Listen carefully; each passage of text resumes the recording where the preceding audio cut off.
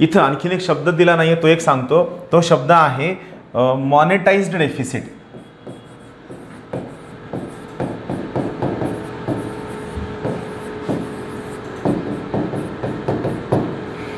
मॉनेटाइज्ड deficit म्हणजे काय? तर सोपं आहे. आपण मगाशी काय पाहितलं, तुटीचा अर्थ भरणा.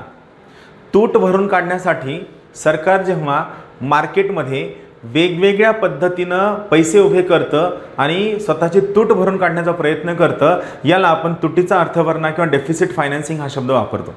मग या सगळ्या प्रकारांमध्ये आणखीन एक महत्त्वाचा प्रकार आहे सरकारने नवीन पैसे छापणं, नवीन पैसे प्रिंट करणं. तर सरकार जेव्हा मार्केटमधील तूट भरून काढण्यासाठी नवीन पैसे प्रिंट करते, तर या नवीन पैसे प्रिंट करण्याच्या प्रोसेसला आपण काय म्हणतो, याला आपण मॉनेटाइज्ड डेफिसिट हा शब्द वापरतो.